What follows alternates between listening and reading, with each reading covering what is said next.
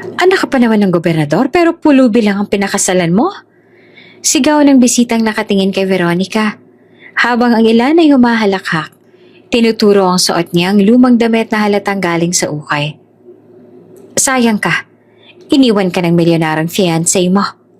Tapos etong pinalit mo, isang hampasupang walang maipakain. Dagdag pa ng kanyang pinsang si Clarice, sabay taas ng wine glass. Ramdam ni Veronica ang pagyurak sa kanyang dangal, pero mahigpit ang kapit ng kanyang asawa sa kanyang kamay. At sa gabing yon, isang kahon ang bubuksan ni Ramon, isang bagay na magpapatahimik sa lahat.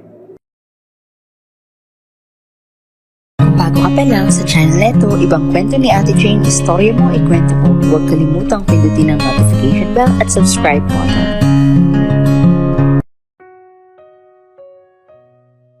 Anak ka ng gobernador, Veronica.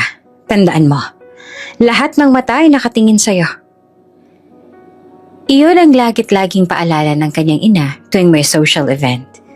Si Veronica Ramirez, 24 years old, ay lumaki sa marangyang buhay. Anak siya ng makapangyarihan at respetadong gobernador sa probinsya. Hindi lang siya kilala dahil sa yaman at koneksyon ng pamilya, kundi dahil din sa kanyang kagandahan. Maputi, mahabang buhok at laging maayos ang postura. Sanay siya sa spotlight. Sanay na siya na laging may nakatingin at humahanga. At higit sa lahat, engaged na siya sa isa sa pinakahinahangaan at pinakabatang negosyante sa Maynila. Si Cedric Alonzo, isang milyonaryong kilala sa real estate at luxury hotels. Gwapo, smart at very charming. Para sa lahat, sila ang perfect couple. Isang gabi sa isang malaking hotel sa Makati, ginanap ang kanilang engagement party. Punong-puno ang venue ng mga kilalang politiko, business tycoons at socialites. Lahat ay nakasuot ng mamahalin, mga gown na galing abroad, mga alahas na kumikinang sa ilaw ng chandelier. Ladies and gentlemen, let's welcome the couple of the night, Veronica and Cedric. Sigaw ng host. Pumalakpak ang lahat. Habang bumaba si Veronica mula sa hagdanan, suot ang isang silver gown na kumikinang. Hawak ang kamay ni Cedric. Para silang galing sa isang fairy tale. Lumapit agad ang mga kakilala. "Wow, Veronica, you look stunning tonight," sabi ng isa. "Perfect match talaga kayo ni Cedric," dagdag pa ng isa. Ramdam naman ni Veronica ang inggit at paghanga ng lahat. Ngumiti siya, pero sa loob niya, kabado rin siya. Hindi dahil hindi niya mahal si Cedric, kundi dahil parang may distansya itong pinapakita nitong mga huling linggo. Minsan parang busy palagi, laging may meeting, o di naman kaya may emergency calls. "Babe," bulong niya kay Cedric habang nag-toast sila. "Parang wala ka sa mood, okay ka lang ba?" Ngumiti si Cedric pero hindi abot sa mata. "Of course, babe. This is our night. Don't overthink." Pinilit niyang maniwala. Ngunit hindi niya maalis ang kaba sa dibdib. Habang naglilibat sila sa mesa, puro papuri ang naririnig ni Veronica. "She's so lucky. Cedric is the catch of the century." No wonder, anak ng gobernador, power couple talaga. Clarice must be jealous right now. Napatingin si Veronica sa kanyang pinsang si Clarice, na nakaupo naman sa gilid ng hall. Maganda rin ito, sosyal manamit, pero palaging may nakakalokong ngiti. Hindi niya alam kung bakit parang laging may kompetisyon si Clarice sa kanya. Nang lapitan siya nito ay binati siya. "Congrats, cousin," sabi ni Clarice na may kasamang kindat kay Cedric. "Finally, engaged ka na, sa dream guy ng lahat." Napansin naman ni Veronica ang matagal na tingin ni Clarice kay Cedric, pero pinili niyang hindi ito pansinin. Siguro imagination lang niya. Habang gumagabi, mas ramdam ni Veronica ang bigat ng sitwasyon. Hindi mawala sa isip niya ang malamig na kilos ni Cedric. Oo, sweet ito sa harap ng tao. Yakap, hawak kamay, ngiti sa camera. Pero kapag silang dalawa na lang, may kung anong distansya. Lumapit ang matalik niyang kaibigan na si Hannah at bumulong. "Veronica, girl, I don't want to ruin your night pero napansin ko parang distracted si Cedric. Are you sure everything's fine between you two?" Nagkunwaring kampante si Veronica. Oh yeah, he's just busy. Normal lang yun. Pero sa likod ng kanyang isip ay may kumakabog. Pagkatapos ng speeches at toast, lumapit sa kanya ang kanyang ama, ang gobernador. Anak, this is the life I want for you. Cedric is a good man, and this marriage will strengthen our family's position. Don't let anything mess this up. Tumango siya, pero sa puso niya may bumubulong na hindi lahat ay perpekto. Habang nakatayo siya sa gitna ng hall, pinagmamasdan ng sayawan at tawanan ng mga bisita, biglang nahagip ng kanyang mata si Cedric. Nasa sulok ito ng ballroom, may kausap sa cellphone, mukhang seryoso. Pagbalik nito sa tabi niya ay halatang pilit ang ngiti. Who was that? Tanong niya ng pabalong. Business partner lang babe, nothing important. Ngumiti siya, pero ramdam niyang may hindi sinasabi si Cedric. At doon, nagsimulang pumasok ang gaba na hindi niya alam kung paano haharapin. Makalipas ang ilang linggo mula sa engagement party, napansin ni Veronica na lalo pang lumalayo ang ugali ni Cedric. Madalas itong hindi sumasagot sa tawag. Laging may excuse na overtime o emergency meeting. Kahit weekends, halos hindi na sila nagkikita. Babe, kailan tayo lalabas ulit? Ang tagal na nating hindi nagdi-date. Tanong ni Veronica isang gabi sa phone. Sorry babe, sobrang busy lang. May naasikaso lang ako. But I'll make it up to you, okay? Mabilis na sagot naman ni Cedric bago ibaba ang tawag. Parang may kumurot sa puso niya. Hindi niya alam kung work lang ba talaga o may iba ng dahilan. Isang hapon habang papunta siya sa isang boutique para mag-fit ng wedding gown, napansin niya ang sasakyan ni Cedric sa may parking ng isang kilalang hotel.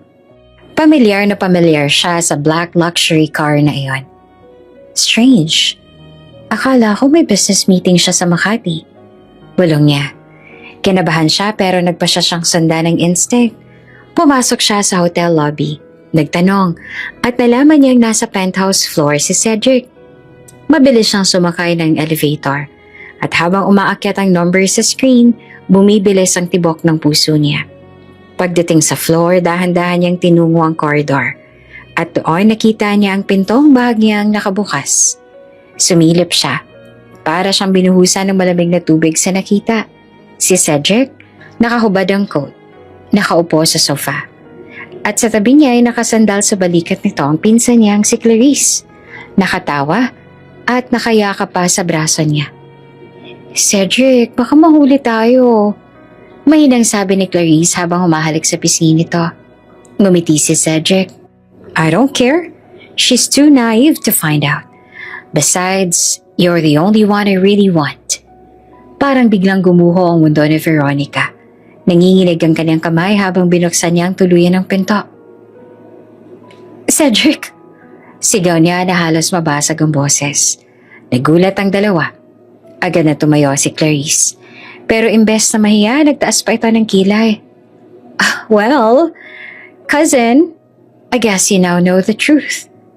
Veronica, let me explain. Umpisa naman ni Cedric. Explain? Lumapit si Veronica at nangingilid ang luha. Gusto mo akong ipahiya? Pinsan ko pa mismo. Pero imbes na magsisi, mas pinili ni Cedric na ipagtanggol si Clarice. Veronica, let's be real. Our engagement was perfect on paper, pero hindi kita mahal. Hindi ko na kaya magpanggap. Clarice makes me happy. Siyang nagbibigay ng mga hindi mo kayang ibigay. Natahimik si Veronica. Ang tanging naririnig niya lang ay malakas na tibok ng kanyang puso. So, lahat ng pinakita mo sa harap ng pamilya ko, sa harap ng buong lipunan, puro kasinungalingan. Yes, malamig na sagot ni Cedric. And I don't care what people say. I choose her. Nanlumo si Veronica. Parang tinanggalan siya ng lakas. Ang tiwala, pagmamahal, at dignidad na inalagaan niya ay biglang naglaho. Akala ko, tayong perfect couple. Bulong niya. Pero mali pala ako. Ikaw palang pinakamalaking pagkakamali ko. Humalakhak si Clarice. Oh, don't be so dramatic, cousin. Cedric deserves someone real. Not someone na laging nakatali sa image ng pamilya niya.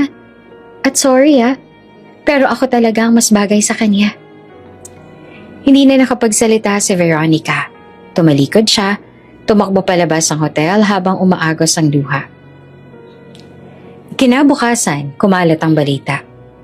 Cedric Alonzo calls off engagement with governor's daughter, rumored affair with cousin Clarice. Lahat ng headline, lahat ng social media posts, siya ang pinagtatawanan. Grabe, iniwan pala si Veronica. Ang sakit naman noon, pinsan pa talaga.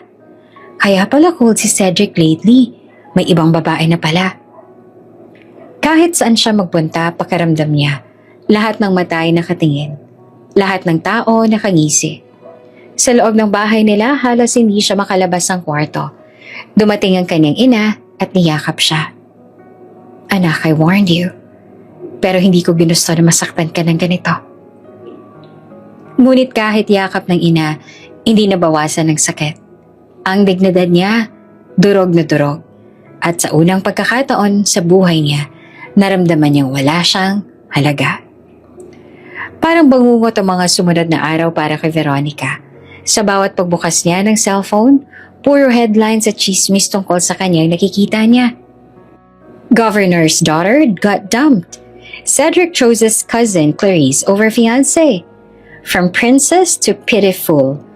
Veronica Ramirez humiliated in public. Halos lahat ng news outlets at social media sites ay pinagtatawanan ng nangyari. May mga memes pa na ginawa. Tinatawag siyang ang naiwan sa altar. Anak, huwag ka munang lumabas. Mainit ang issue ngayon. Payo ng kanyang ina habang iniaabot sa kanyang breakfast tray. Let it die down first. Kung magpapakita ka sa public ngayon, lalo ka ng pagtatawanan. Niyakap siya ng kaibigan niyang si Hannah isang hapon. V, please, iwasan mo muna ang mga party, social events, kahit mall. Give yourself time. Pero hindi naman mapakali si Veronica. Sanay siya na laging nasa spotlight. Laging hinahangaan. Ngayon, parang lahat ng tao ay nasa tabi para tumawa sa kanya. Isang araw, hindi niya kanayang bigat ng dibdib. Nagpaalam siyang lalabas para magpahangin. Pero imbes na pumunta sa mall o coffee shop, naglakad-lakad siya papunta sa palengke ng bayan. Simple lamang ang paligid. Mga tenderang sumisigaw ng isda, preskong isda, mga kariton ng gulay, mga batang naglalaro ng tumbang preso sa gilid. Ganito pala ang mundo ng mga ordinaryong tao. Bulong niya sa sarili. Hindi siya sanay, pero sa kakaibang paraan, may konting ginhawa siyang naramdaman. Malayo sa kamera, malayo sa mga taong mapanghusga. Habang naglalakad, bigla siyang nadala sa basang semento. Muntik na siyang bumagsak, pero may dalawang kamay na mabilis na sumalo sa kanya. Miss, dahan-dahan. Delikado dito, sabi ng lalaki. Pag-angat ng kanyang mata, nakita niyang isang simpleng lalaking nakalumang t-shirt. May dalang supot ng tinapay at halatang pagod. Ang buhok nito ay medyo magulo at kita sa mukha ang hirap ng buhay. Okay ka lang ba? Tanong ng lalaki habang maingat siyang tinutulungang tumayo. Iya, thank you. Sagot niya na medyo nahihiya. Hindi siya sanay na tinutulungan ng hindi niya kalala. Ngunit ang lalaki, buti hindi ka nadapa ng tuluyan, baka napilayan ka pa. By the way, I'm Ramon. Pakilala nito. Dito lang ako sa palengke nakatira, sa tabi ng estero. Veronica. Mahina niya namang sagot. Hindi niya maintindihan pero sa unang beses mula nang masira ang kanyang engagement, may kakaibang init na nabumalat sa kanya. Walang halong panghuhusga sa mga mata ni Ramon, tanging simpleng pag-alala lang. Naglakad sila papunta sa labasan ng palengke. Habang nagkukwento si Ramon tungkol sa simpleng buhay niya, kung papaano siya kumukuha ng pagkain, kung paano siya nakikitulog sa mga barong-barong, nakinig lang si Veronica. Alam mo minsan, Akala ng tao kapag wala kang pera, wala ka ring kwenta. Pero sa totoo lang, ang mahalaga, marunong kang magpakatotoo. Sabi ni Ramon na may kasamang ngiti. Natigilan naman si Veronica. Napaisip siya kung gaanong kalayo ang ugali ni Ramon kumpara kay Cedric. Walang pretensyon, walang pakitang tao. At sa unang pagkakataon, kahit saglit lang, nakalimutan niyang kahihiyan at sakit na dala ng pagtataksil ni Cedric at Clarice. Mula sa palengke naglakad si Veronica pa uwi. Hindi niya alam kung bakit, pero sumama si Ramon para ihatid siya hanggang sa labasan ng kalsada. Dito na lang ako, baka nakakahiya sa'yo kung may makakita. Sabi ni Ramon habang tumatawa. Pero bago pa siya makasagot, biglang may paparating na tricycle na mabilis ang takbo. Hindi naman napansin ni Veronica na nasa gitna na siya ng kalsada. "Veronica, ingat!" Mabilis na sigaw ni Ramon, sabay hatak sa kanya. Halos mahulog siya, pero nasalo siya ng lalaki. Napakapit siya sa braso nito at doon niya naramdaman ang tapat na pag-aalala. Huminga siya ng malalim. Salamat. O kung wala ka baka nabundol na ako." Ngumiti naman si Ramon. "Wala yun, basta safe ka." Naglakad sila sa gilid ng kalsada at doon nagsimula ang masinsinang usapan. "Ramon, paano mo kinakaya ang buhay mo araw-araw?" "Ang hirap, diba?" Tanong ni Veronica na curious. Umiling naman si Ramon. "Mahirap, oo. Natutunan kong hindi lang pera ang batayan ng halaga ng tao. Kung marunong kang makontento, kung marunong kang magmahal sa kapwa, sapat na yon." Napatingin si Veronica. Hindi niya akalain na sa simpleng anyo ni Ramon ay may lalim pala ang isip nito. "Hindi ka ba nahihiya? I mean, people judge you, right?" Tumawa naman si Ramon ng mahina. "Sanay na ako.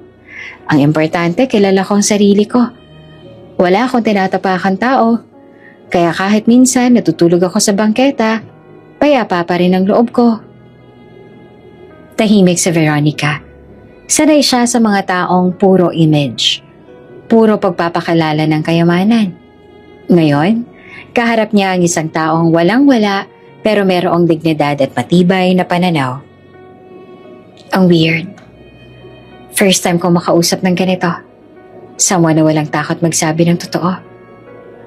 "Siguro kasi wala akong kailangang patunayan," sagot naman ni Ramon. "Kung anong meron ako, yun na yun. Walang maskara." Sa sagot na iyon, may naramdaman si Veronica na hindi niya maipaliwanag. Parang may kakaibang bigat na natanggal sa kanyang dibdib. Nang ihatid niya si Ramon hanggang sa dulo ng kalye, napangiti si Veronica. "Thank you, Ramon. Hindi lang sa pagsalo kanina, kundi sa pakikinig. Ang gaan mong kausap." Nagkibit balikat naman ng lalaki. "Anytime. Kung kailangan mo ng kausap, andito lang ako. Kahit hindi ako mukhang karapat-dapat sa mundo mo." Nagtagalang tinginan nila. Sa simpleng sandaling iyon, nagsimula ang koneksyon. Isang ugnayang hindi nila inaasahan.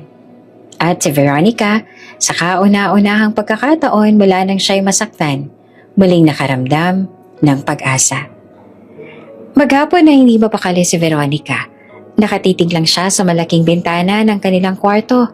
Tanaw ang malalaking puno sa hardin. Sa labas ay tila tahimik ang lahat. Pero sa loob ng isip niya, parang may gera. Paulit-ulit na bumabalik ang alaala ng pagtataksil ni Cedric at Clarice. Pati ang masasakit na komentaryo ng mga tao sa social media. Gusto na sana niyang itago ang sarili habang buhay. Pero sa bawat pag-iwas niya, mas lalo lang siyang kinakain ng hiya at sakit. Hanggang sa bigla niyang maalala si Ramon, ang pulubing nakilala niya kamakailan lang. Simple lang ito, walang halos pag-aari, pero tapat ang mga mata. Sa kakaibang paraan, parang doon niya naramdaman ang respeto at pakikinig na matagal nang nawala sa piling ni Cedric. Kinagabihan, nagtipon ng pamilya para sa hapunan. Buong araw tahimik si Veronica. Pero habang tumatagal, parang may bumubulong sa kanya na kailangan niya nang magsalita. "Anak, kumain ka pa?" Uwi ka ng kanyang ina. Napansin ang malamig na tingin ng dalaga sa mesa. Huminga ng malalim si Veronica. Tinignan niya ang kaniyang ama, ang gobernador na palaging matatag at sanay magdikta ng desisyon. Papa, Mama, nagsimula siya. Nanginginig ang tinig. May sasabihin ako. Napatingin ang lahat. Ang ina, ang dalawang kapatid na mas bata, pati na rin ang ilang kasambahay na naglilingkod. Tahimik ang buong dining hall. I've made my decision. Patuloy pa ni Veronica, tinutulak ang kaba. Magpapakasal ako kay Ramon. Nabitawan ng gobernador ang hawak na baso. Kumalabog ito sa sahig at nabasag. Ano? Ulitin mo nga, Veronica. Sinong Ramon? Diretso ang tingin ng dalaga. Magpapakasal ako kay Ramon. Ang nakilala ko sa palengke sa bayan. Oo, pulubi siya. Pero at least hindi siya plastic. Hindi siya manloloko. Hindi siya kagaya ni Cedric. Umalsa ang gobernador. Pulang-pula ang mukha. Veronica, are you out of your mind? Anak ka ng gobernador. Hindi ka pwedeng magpakasal sa isang pulubi. Alam mo bang sinasabi mo? Alam mo bang epekto nito sa pamilya natin?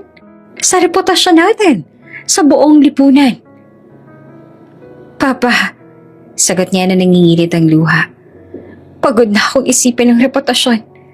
Lahat ng nangyayari sa buhay ko, iyon ang iniintindi ninyo kung paano ako titignan ng mga tao, kung anong sasabihin ng lipunan. Pero alam mo ba kung gaano kasakit ang pagtawanan ng lahat dahil sa ginawa ni Cedric at Clarice?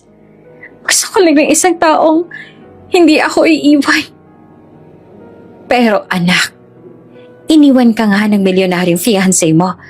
Tapos ipagpapalit mo lang sa isang walang-wala? Sumingit naman ang kanyang kapatid. Para kang gumagawa ng mas malaking kahihiyan. Lalong nag-init ang gobernador. Hindi ko papayagan ito. Kung itutuloy mo yan, kalimutan mo na anak kita.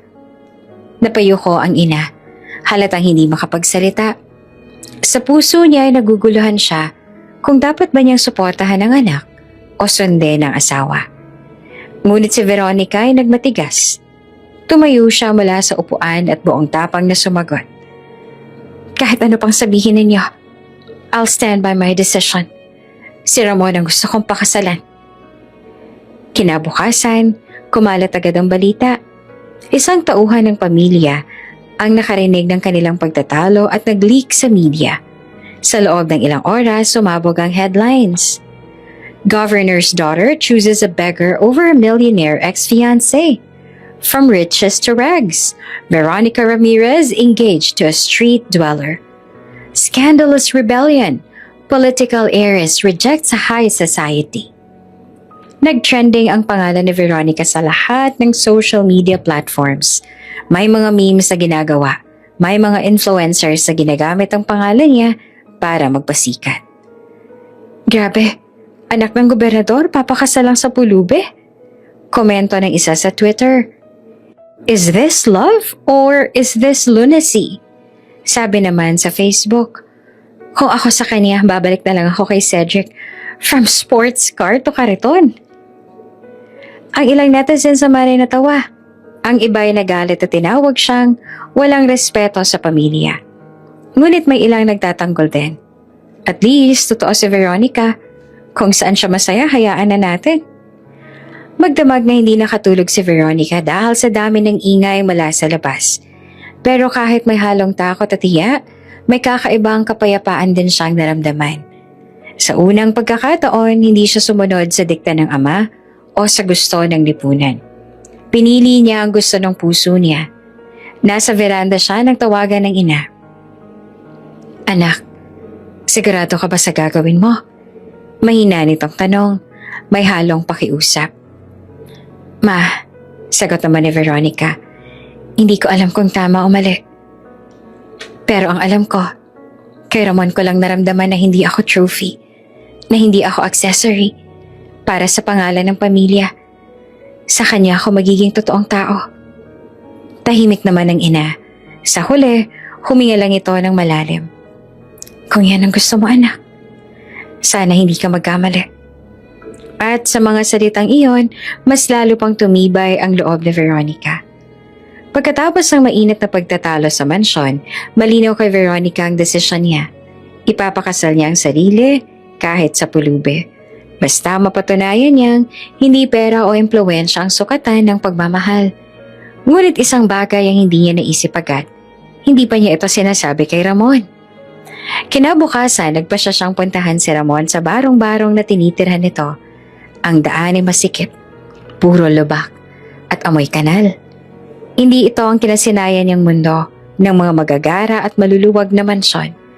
Pinagtitinginan tuloy siya ng mga tao habang suot pa rin niya ang simpleng damit na binili sa palengke.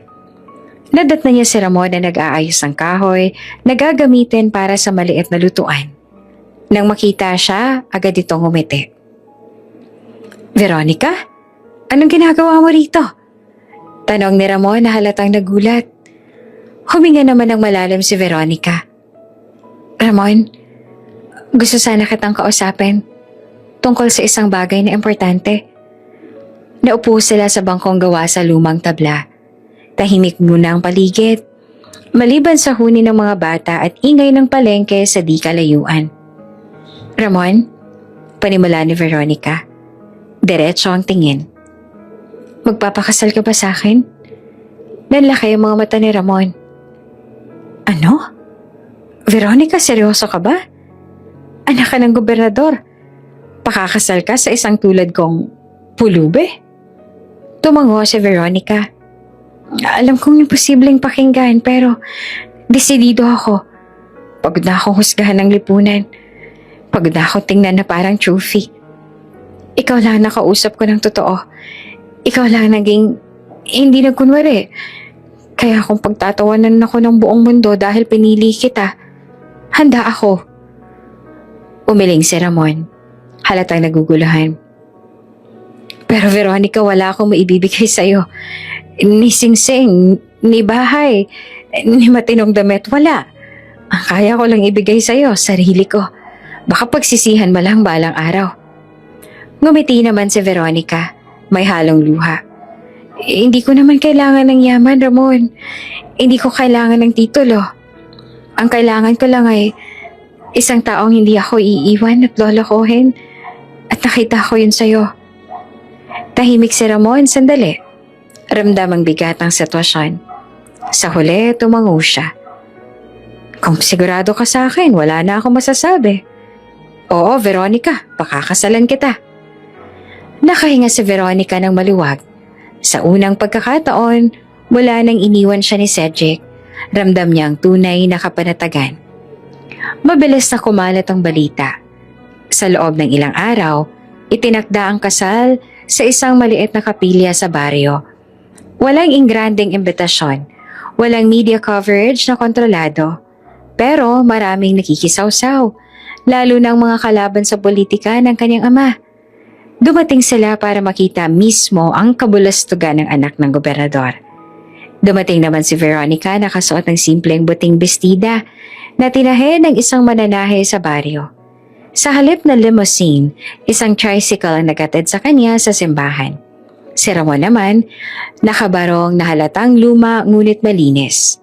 Habang naglalakad si Veronica sa pasilyo, ramdam niya ang mga matang nakatingin sa kanya.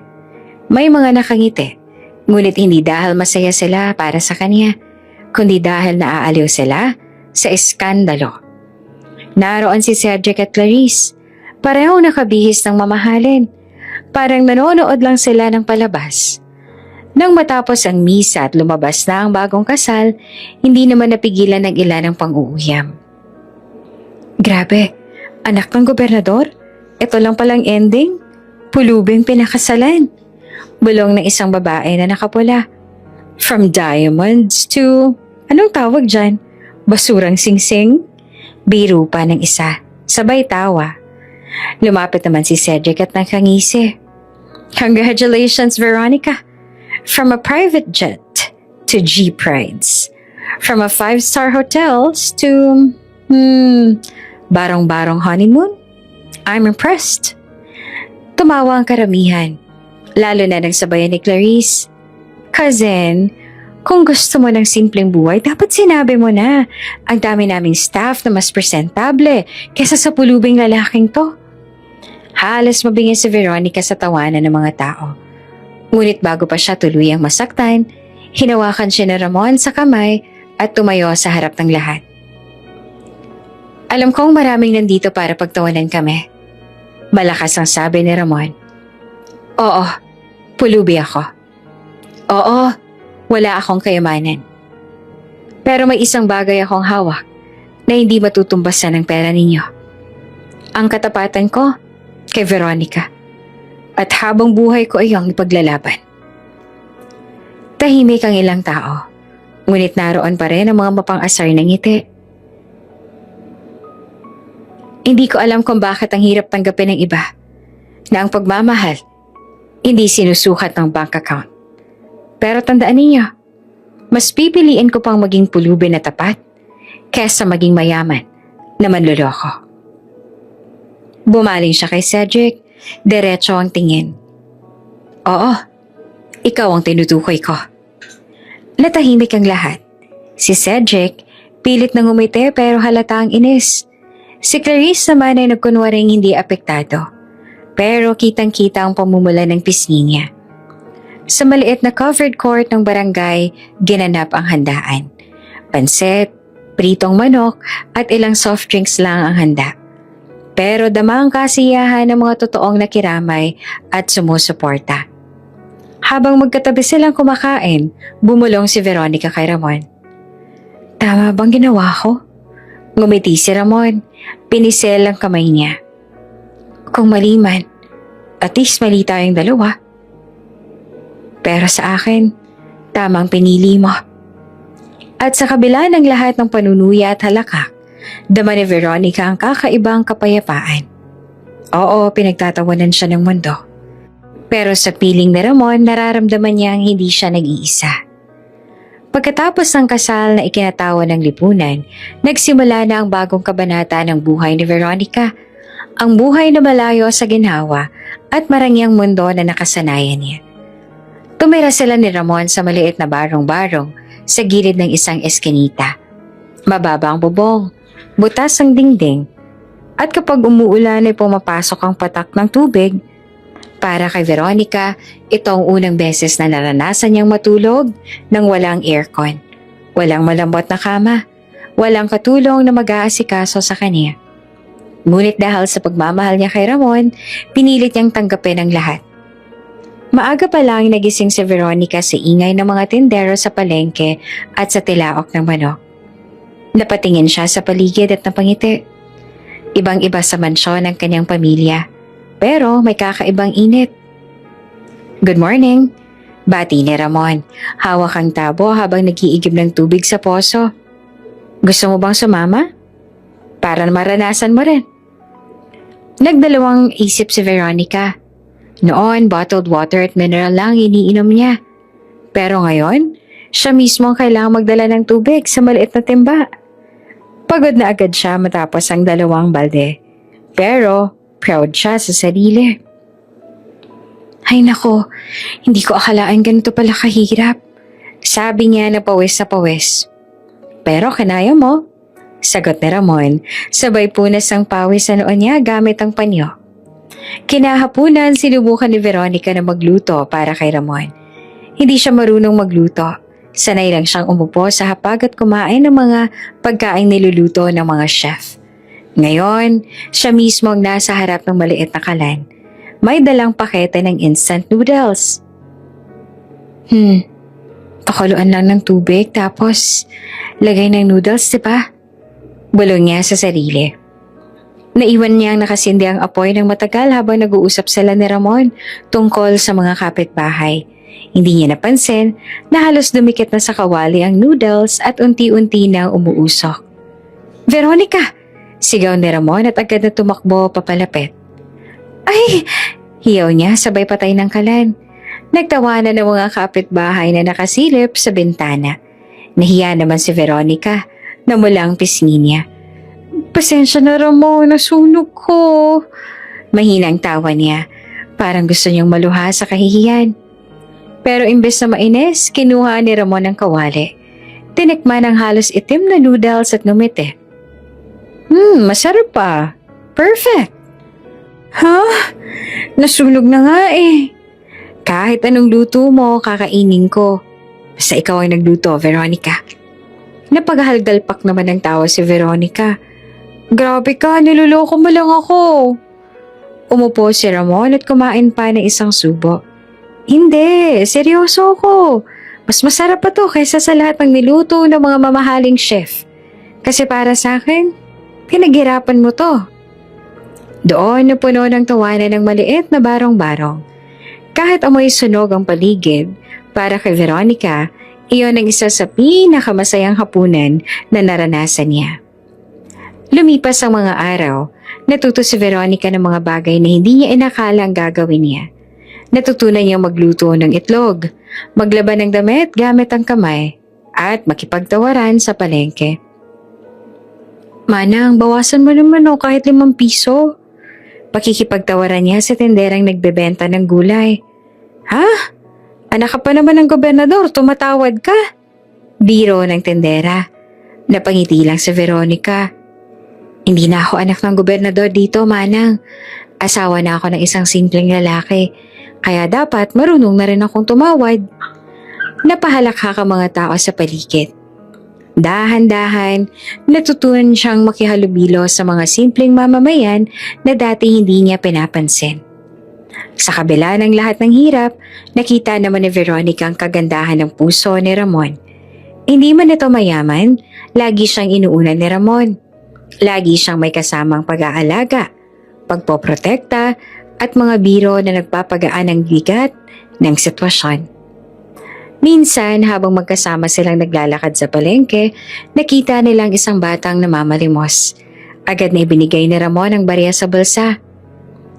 Wala na nga tayong pera, nagbibigay ka pa. Bulong na Veronica. Mas kailangan niya.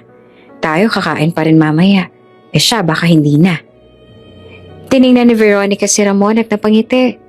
Doon niya napagtanto na sa kabila ng kahirapan, busilak ang puso ng kaniyang asawa. Bago matulog, nakahiga silang dalawa sa banig. Tahimik lang. Tinitingnan ng kisame na may maliit na butas kung saan kita ang ilang bituin.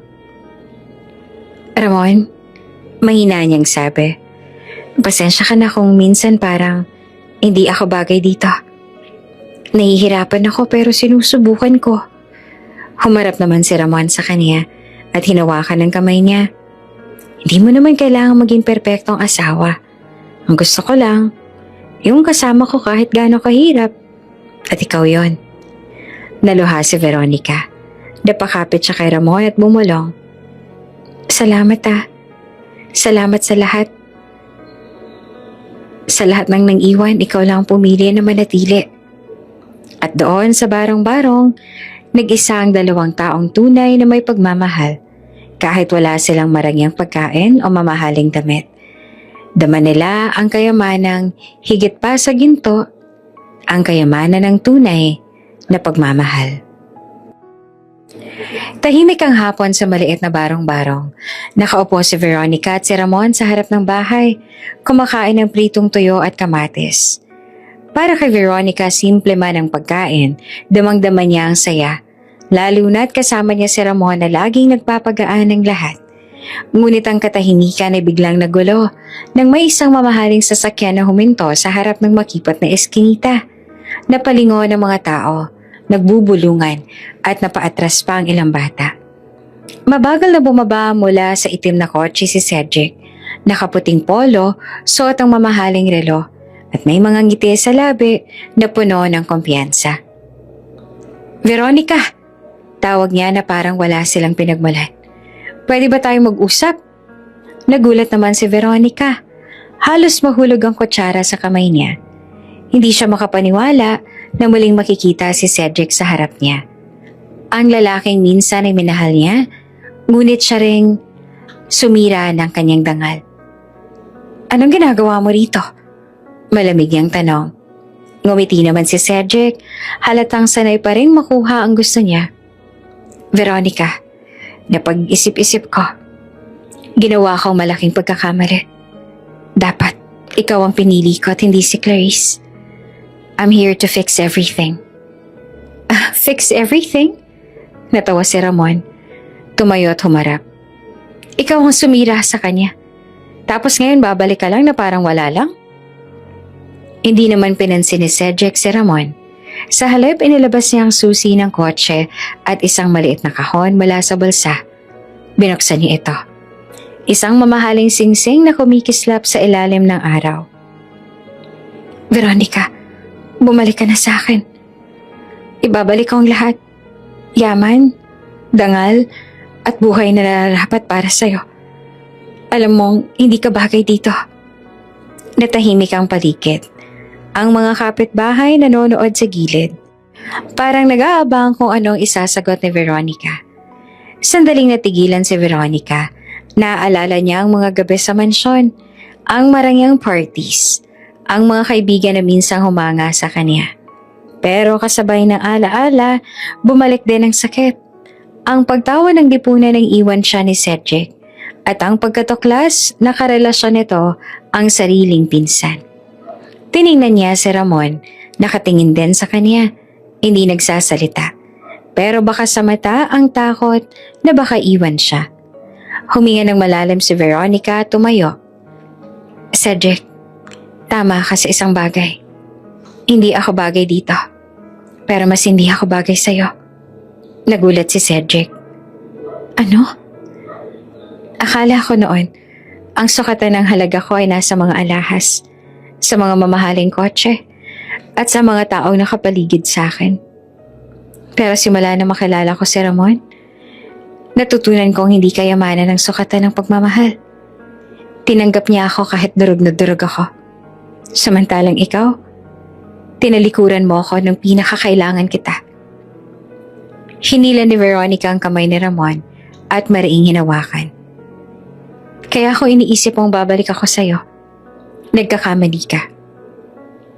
Dito na ako. Sa piling niya. Nanginig ang panga ni Cedric. Hindi sanay na tinatanggihan. Veronica, isipin mo nga sinasabi mo. Kaya kong ibalik lahat ng nawala sa'yo. Sa kanya, anong meron siya? Barong-barong. Pawis. Gutom. Meron siyang puso. Mariing sagot naman ni Veronica. At yun ang bagay na hindi mo kayang ibigay. Kahit gaano ka pang kayaman. Tumawa si Cedric, ngunit halatang puno ng galit. Hindi mo alam ang tinatanggihan mo. Pinapahiya mo ako, Veronica. At hindi ko palalampasin to. Lumapit siya ng bahagya, ngunit hinarang siya ni Ramon. Huwag mo na siyang guguluhin, Cedric. Tapos na kayo. Tanggapin mo na. Nagtagis ang mga mata nila. Saglit na katahimikan bago muling nagsalita si Cedric. Sige, kung yan ang gusto ninyo, pagbabayaran mo to. Masisira ang maliit mong mundo. Turo niya kay Ramon. Hindi niyo alam kung sino ang kinalaban niyo. At ikaw, Veronica, isang araw, magsisisi ka. At sa huling paglingon, umalis siya sakay ng kanyang mamahaling kotse. Iniwan ang usok at kaba sa mga nanonood. Nang makaalis si Cedric, huminga naman ng maluwag si Veronica. Ngunit ramdam niya ang panginginig ng kanyang katawan. Ramon, natatakot ako. Hinawakan ni Ramon ang kamay niya. Wala kang dapat katakutan. Nandito ako. Kahit anong gawin ni Cedric, kakayanin natin. Ngumiti naman si Veronica kahit may luha sa kanyang mga mata. Pinili kita, Ramon. At kahit anong mangyari, hindi ko pagsisisihan. Sa simpleng barong-barong, wala man silang yaman, dama nila ang katatagan ng kanilang pagmamahalan.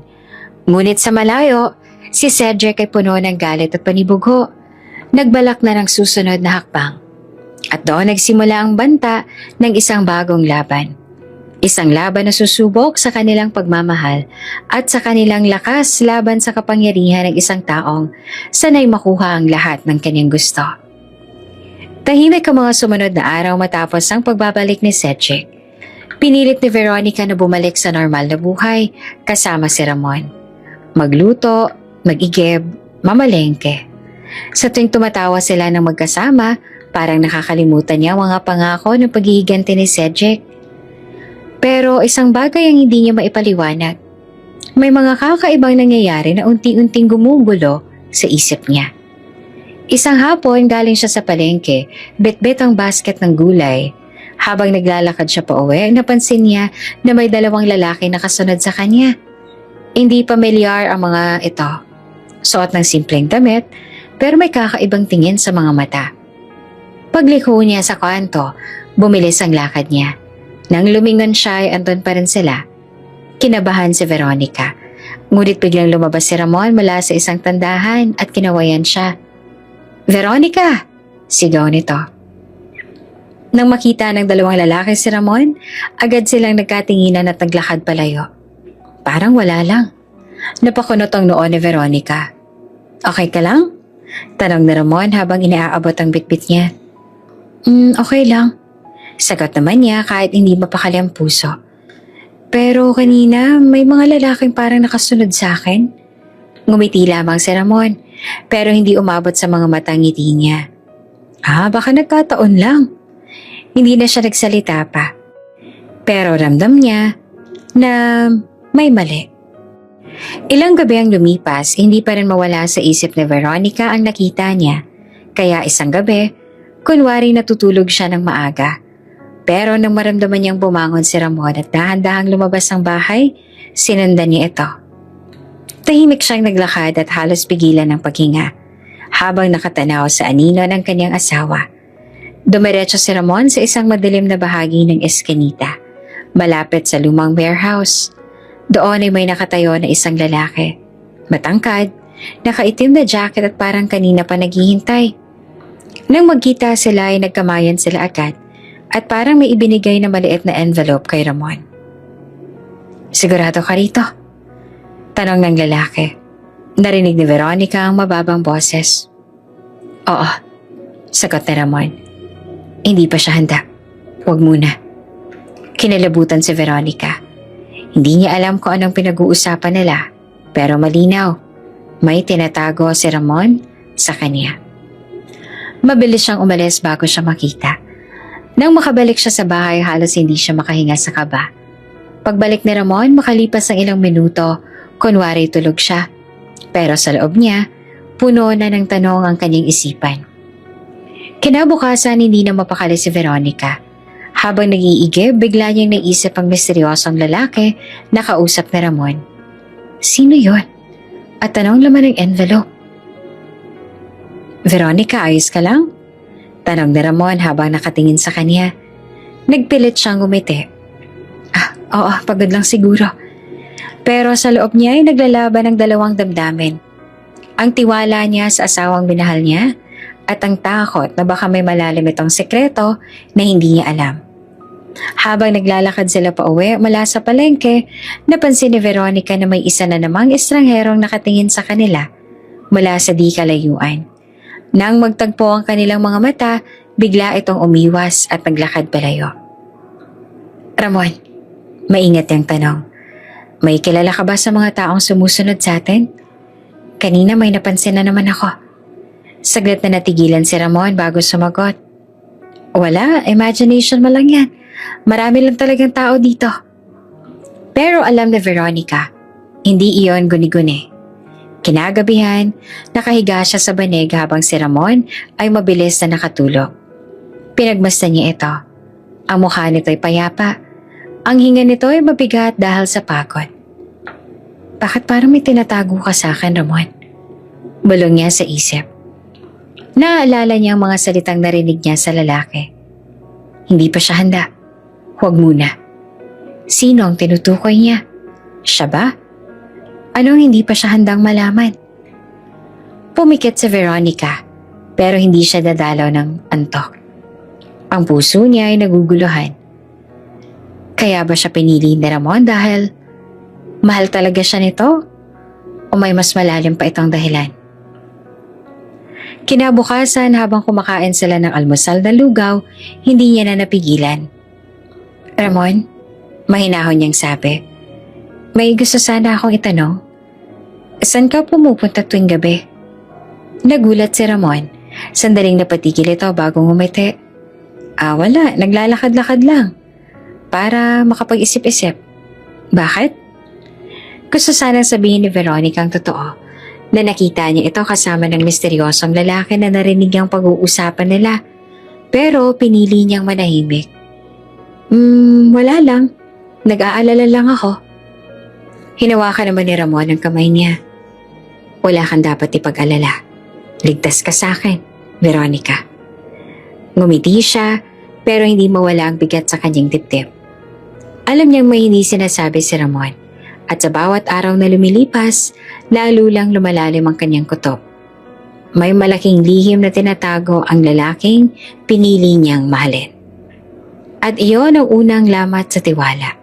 Isang pahiwatig na may darating pang mas malaking revelasyon. Tahimik ang paligid ng gabing iyon. Matapos kumain, maagang natulog si Veronica sa kanilang barong-barong. Pero si Ramon, gaya ng nakagawian, muling lumabas. Sa kanto ng madilim na eskinita, may isang lalaki na ka-Amerikana ang naghihintay. Sir Ramon, magalang na bati nito. Kamusta kayo? Handang-handa na ang lahat kung naisin yung bumalik sa kumpanya. Umiling naman si Ramon at agad na nagbigay ng senyas na huwag siyang tawaging sir. Ilang beses ko nang sinabi, huwag mo akong tawagin ng ganyan. Hindi dapat malaman ng kahit sino dito kung sino talaga ako. Nagpaalam ang lalaki at umalis. Naiwan naman si Ramon na nakatingin sa kawalan. Sa kanyang mga mata, mababanaag ang bigat ng lihim na kanyang pinapasan. Isang malawak na mansyon ang kanyang kinalakhan. Doon, lumaki si Ramon de Silva, ang kaisa-isang anak ni Don Leopoldo de Silva, may-ari ng De Silva Group of Companies. Sa murang edad, nakasanayan niya na ang marangyang kotse, imported na pagkain at magagarang kasuotan. Ngunit sa likod niyan, sa likod ng yaman, naroroon ang kalungkutan. Hindi niya makalimutan ang mga kaibigan na lumalapit kapag may pakinabang. Ilang beses, nangyari ito noong high school. May grupo ng kaklase ang nag-imbita sa kanya sa outing. Laking gulat niya nang makita ang bill. Lahat ibinilin sa kanya. Ikaw naman ang pinakamayaman dito eh. Chicken feed lang to para sa'yo, sabi ng isa. Napatawa siya noon, pero sa loob-loob niya, ramdam niyang hindi siya kailanman trenato bilang totoong kaibigan. Paglipas ng panahon, lalo siyang napagod sa ganoong buhay. Lahat ng babae sa paligid niya, tila pera lang ang nakikita. Hindi ang tunay na pagkatao niya. Minsan, nahuli pa niya ang nobyang pinakikilala ng kanyang ina, naka-text pa lang isa pang negosyanteng mas mayaman. Sa gitna ng lahat ng iyon, si Don Leopoldo, ang kanyang ama, ay palaging nagpapaalala. Anak, sabi nito isang gabi habang nakaupo sa veranda ng kanilang mansyon. Huwag mo hayaang lamunin ka ng kapangyarihan at pera. Hanapin mo ang taong mamahalin ka, hindi dahil De Silva siya, kundi dahil ikaw ay ikaw. Iyon ang huling habilin ng kanyang ama bago ito pumanaw. Matapos ang libing, nagdesisyon si Ramon na iwan ang lahat. Naiwan ang kumpanya sa pamamahala ng board of directors na pinagkakatiwalaan ng kanyang ama. Kinuha niya ang ilang personal na gamit at kaunting pera. Naglakad siya sa mga kalsada ng Maynila na walang dalang pangalan, walang yaman at walang titulo. Doon niya unang naranasan ang magiging simpleng tao. Matulog sa gilid ng kalsada, makipag-usap sa mga tendera ng palengke, at kumain ng pagkain na minsan ay binibigay lang ng iba. Hindi naging madali. May mga gabing nilalapitan siya ng mga tambay at inaasar na pulube. May mga araw na halos wala siyang makain. Pero sa kabila nito, naramdaman niya ang kakaibang kalayaan. Walang inaasahan ng mga tao sa kanya. Walang humihingi ng pabor. At higit sa lahat, walang nagtatangkang gamitin siya para sa pera. Muling bumalik si Ramon sa maliit na barong-barong. Tahimik na natutulog si Veronica. Mahigpit na yakap ang lumang kumot. Umupo siya sa gilid ng banig at tinitigan ito. Kung alam mo lang kung sino talaga ako, bulong niya. Pero ayoko mawalang tiwala mo. Ayokong isipin mong niloloko kita. Napangiti siya ng mahina. Sa unang pagkakataon sa buong buhay niya, may isang tao na hindi siya hinusgahan base sa kanyang yaman. Si Veronica ang tumingin sa kanya bilang isang simpleng tao. Kahit sa una ay dala lang ng galit ang desisyon nito. At iyon ang dahilan kung bakit mas pinili niyang itago ang kanyang tunay na pagkatao. Sa ilalim ng kanilang banig, may nakatago siyang kahon. Doon nakalagay ang mga mamahalagang dokumento, papeles ng kumpanya, titulo ng lupa, at mga larawan ng kanyang pamilya. Paminsan-minsan binubuksan niya ito para sariwain ang nakaraan. May isang sulat pa nga mula sa kanyang ama. Ramon, kung dumating mga araw na matagpuan mo na ang babaeng mamahalin mo, ng totoo, huwag ka matatakot. Ipakilala mo siya sa mundo at ipakita. Ang yaman ay walang halaga kumpara sa tunay na pagmamahal. Mahigpit niyang pinikit ang kanyang mga mata. Hindi pa iyon ang tamang panahon. Hindi pa siya handa. Kinagabihan habang magkatabi silang nakahiga, pinagmamasdan ni Ramon ang asawa. Basta't magkasama tayo, Veronica. Bulong niya. Hindi ko hahayaang masira ang tiwala mo. Darating ang oras, malalaman mo rin ang lahat. Pero hindi pa ngayon. At doon ipinikit niya ang mga mata, dala-dala ang bigat ng kanyang lihim. Ang lihim na magbabago sa lahat kapag tuluyang lumabas. Mabilis ang paglipas ng mga linggo sa barong-barong na tinitirahan ni Ramon at Veronica. Sa una, parang walang katiyakan ng lahat. Nakakapanibago ang gisingin ng tilaok ng manok imbes na alarm clock at kumain ng instant noodles imbes na 5-star hotel breakfast. Ngunit habang tumatagal, natutunan ni Veronica na makita ang kagandahan ng simpleng pamumuhay. Isang umaga, nagising siya sa amoy ng tinapay na niluto sa lumang kawali. Good morning, mahal. Bungad ni Ramon. May hawak na 2 tasa ng kape. Isa para sa kanya at isa para kay Veronica. Good morning. Sagot naman ni Veronica habang pumangon. Medyo nakangiti. Sanay ka na talaga. Ikaw pa yatang mas marunong sa mga ganito. Totoo naman, natatawang sagot ni Ramon. Pero hindi ka rin pahuhuli. Kahapon lang kahit medyo sunog, naubos ka pa rin ang sinaing mo, diba? Pareho silang nagtawanan. At sa simpleng sandaling iyon, ramdam ni Veronica ang init ng presensya ni Ramon. Hindi niya kailangan ng marangyang dining table o mamahaling chandelier para maging masaya. Sapat na ang kasamang totoo ang ngiti. Habang nagkakape, biglang lumalim ang iniisip na Veronica. Tahimik siyang napatingin kay Ramon na abala naman sa pag-aayos ng kanilang maliit na mesa. Sa loob-loob niya, may bumabagabag. Noong una, ginamit ko lang ba siya? Pinakasalan ko ba siya para lang ipakmukha kay Cedric na kaya kong lumaban? Napalunok siya. Totoo naman, ang desisyonan niyang pakasalan si Ramon ay hindi planado, kundi dala ng galit at ng pride. Pero habang tinitingnan niya si Ramon ngayon, nakangiti, tapat at handang tumulong kahit hindi siya komportable, doon niya napagtanto na iba na ang nararamdaman niya. Hindi na to tungkol kay Cedric. Bulong niya sa sarili. Hindi na to laban ko lang. Ito, kami na talaga. Napatitig siya kay Ramon ng matagal at hindi niya na malayang ngumiti siya ng totoo. Hindi sa pilitan, hindi para lang magpanggap. Bakit ganyan ka makatingin? Tanong bigla ni Ramon, medyo nagtataka. Umiling naman si Veronica, medyo namulang pisngi.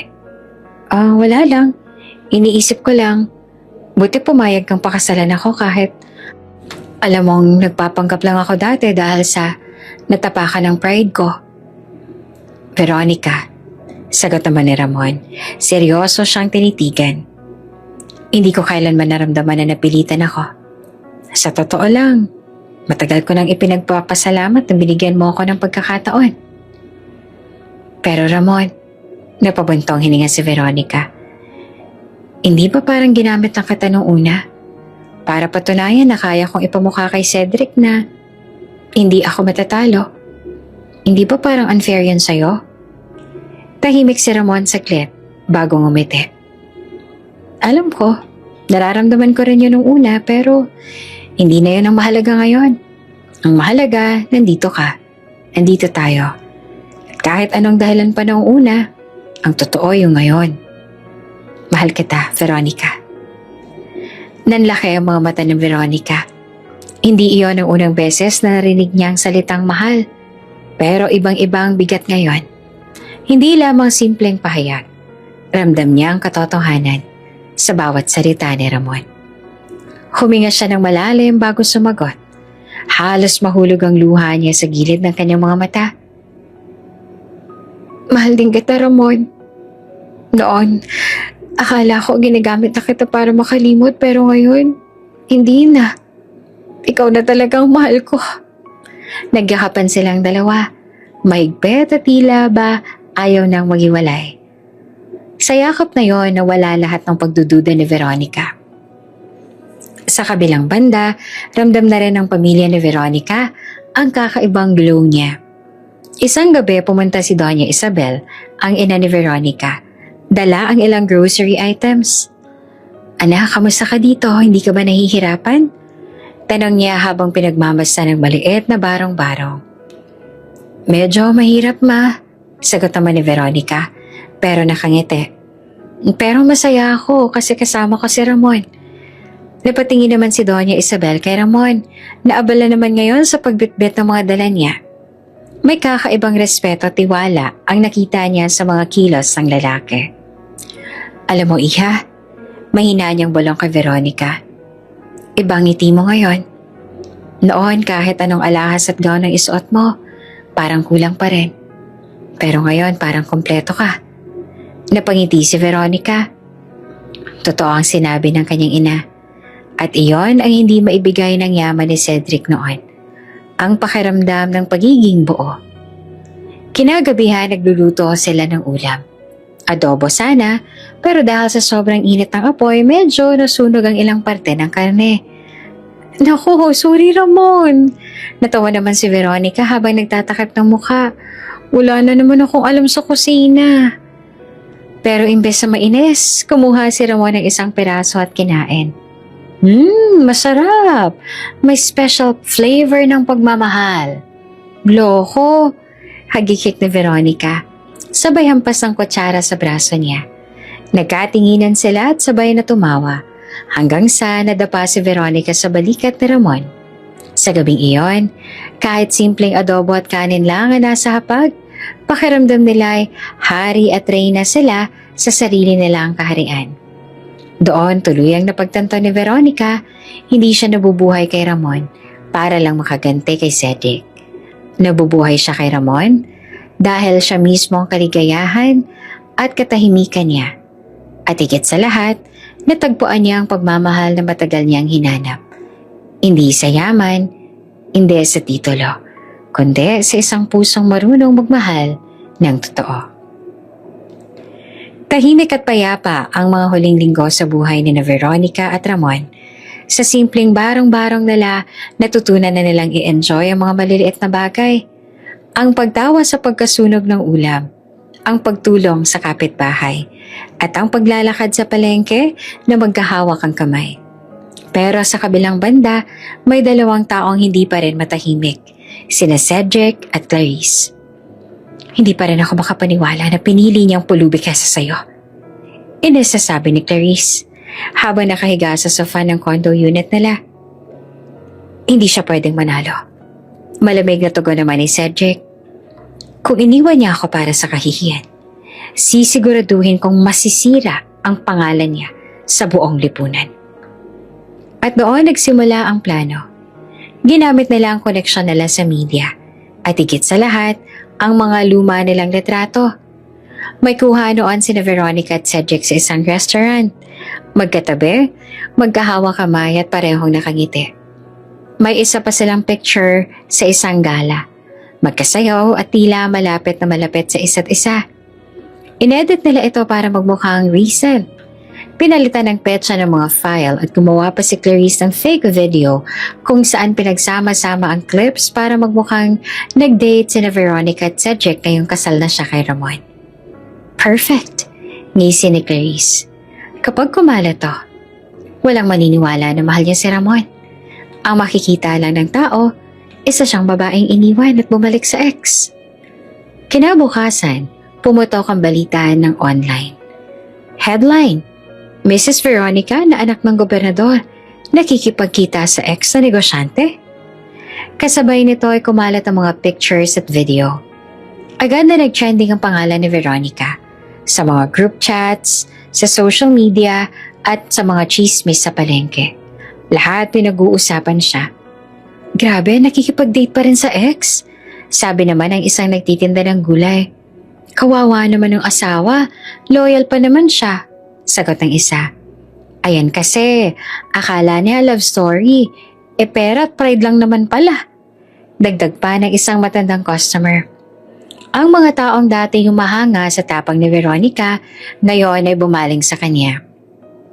Samantala, nasa bahay naman si Veronica nang makita niya ang balita. Nanlamig siya at halos mabitawan ng cellphone.